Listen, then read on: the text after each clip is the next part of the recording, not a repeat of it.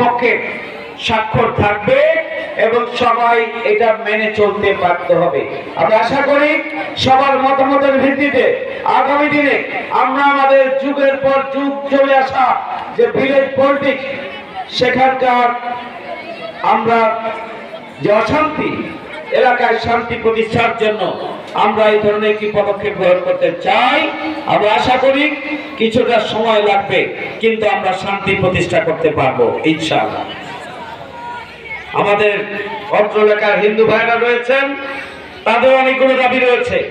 আমরা এতটুকু বলতে চাই, আপনারা আপনাদের ধর্ম চর্চা করার সুযোগ পাবেন, আপনারা নিরাপত্তা পাবেন, আপনাদের ধর্মীয় উপাসনালয় এবং আপনাদের ব্যবসা বাণিজ্য, আর্থিক প্রতিষ্ঠান, বাড়িঘর ইত্যাদির নিরাপত্তা নিশ্চিত হবে। দখলদারিত্ব থেকে এগুলোকে সুরক্ষা দেওয়ার জন্য আমরা ব্যবস্থা গ্রহণ করব। স্বাধীন মতো আপনারা আপনাদের পূজা অর্চনা করার সুযোগ পাবেন, চলাফেরা করতে পারবেন। আপনারা যেমনি ভাবে দেশের নাগরিক, আমরাও দেশের নাগরিক হিসাবে সাংবিধানিক ভাবে আমাদের যে অধিকার, আপনাদেরও সেই অধিকার, সেটি আমরা নিশ্চিত করব ইনশাআল্লাহ। এখানে বিশেষ করে আমাদের হিন্দু ভাইদের জন্য একটি শ্মশানের প্রয়োজন, কারণ ডেড বডি কোথায় নিয়ে যাবে, এই শ্মশানের বিষয়টিকে আমরা আগামী দিনে অগ্রাধিকারের ভিত্তিতে আমরা দেখব, যদি আমরা আগামী দিনে সরকার গঠন করতে পারি।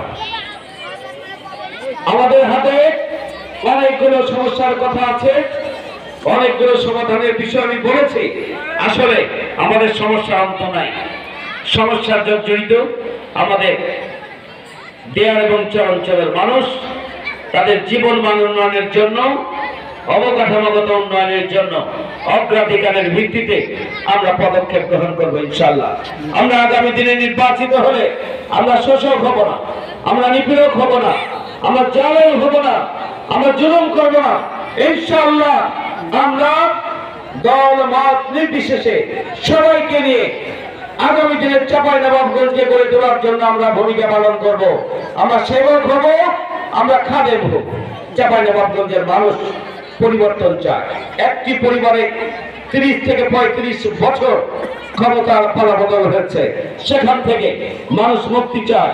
সুতরাং আসুন আগামী দিনে এই মুক্তির জন্য, পরিবর্তনের জন্য, উন্নত আধুনিক চাঁপাইনবাবগঞ্জ গড়ে তোলার জন্য, সুশাসনের জন্য এবং শান্তির জন্য আসুন আমরা সবাই মিলে দল মত নির্বিশেষে চাঁপাইনবাবগঞ্জের সার্বিক কল্যাণ, চাঁপাইনবাবগঞ্জের মানুষের সার্বিক উন্নয়নের জন্য দাঁড়িপাল্লা প্রতীককে বিপুল ভোটে আমরা বিজয়ী করার জন্য আমরা ভূমিকা পালন করি।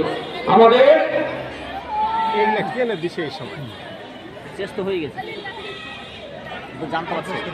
আমাদের আগামী দিনে ইনশাআল্লাহ বসবাসযোগ্য, মানবিক, নিরাপদ চাঁপাইনবাবগঞ্জ আমরা গড়ে তুলব ইনশাআল্লাহ।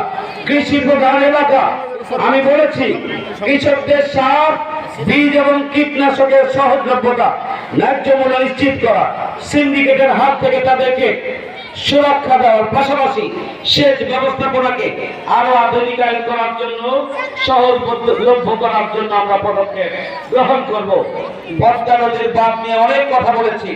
নদী ভাঙন কবলিত এলাকার টেকসই বাঁধ নির্মাণ করব পদ্মা এবং মহানন্দা নদীর তীরে। কক্সবাজারের সমুদ্র সৈকতের মেরিন ড্রাইভের আদলে চাঁপাইনবাবগঞ্জে আমরা রিভার ড্রাইভ প্রতিষ্ঠা, রিভার ড্রাইভ আমরা তৈরি করবো। এখান দিয়ে গণপরিবহন চলবে, আর আমাদের ইউনিয়নগুলোর মধ্যে আভ্যন্তরীণ যোগাযোগ ব্যবস্থাকে আমরা আরো উন্নত করব। পাশ দিয়ে ওয়াকিং স্পেস থাকবে, যেখান দিয়ে রিক্সা চলাচল এবং হাঁটাহাঁটি আপনারা করতে পারবেন। এভাবেই আগামী দিনে আমরা চাঁপাইনবাবগঞ্জকে নিয়ে, পদ্মা এবং মহানন্দা পাড়ের বিপর্যস্ত মানুষকে নিয়ে আমরা স্বপ্ন দেখি। আমরা পদ্মা এবং মহানন্দা তীরে এই টেকসই বাঁধের পাশাপাশি, রিভার ড্রাইভের পাশাপাশি আমরা ইনশাআল্লাহ দৃষ্টিনন্দন পর্যটন কেন্দ্র আমরা গড়ে তুলব, আল্লাহ যদি তৌফিক দান করেন। আসুন আগামী দিনে নতুন বাংলাদেশের জন্য দাঁড়িপাল্লায় ভোট দিই আমরা, সংস্কারের মাধ্যমে আগামী দিনে জনতার বাংলাদেশ করে তোলার জন্য গণভোটে আমরা হ্যাঁ ভোট দিই। দাঁড়িপাল্লা এবং হ্যাঁ ভোট আগামী দিনের নতুন বাংলাদেশের গ্যারান্টি। সেই গ্যারান্টি নতুন বাংলাদেশ নিশ্চিত করার জন্য আসুন আমরা দল মতের ঊর্ধ্বে, ধর্ম বর্ণের ঊর্ধ্বে সবাই মিলে আমরা একসাথে চলো, একসাথে করি নতুন বাংলাদেশ, চলো একসাথে করি আমাদের প্রিয় চাঁপাইনবাবগঞ্জ। সবাইকে ধন্যবাদ। আল্লাহ হাফেজ। আসসালামু আলাইকুম।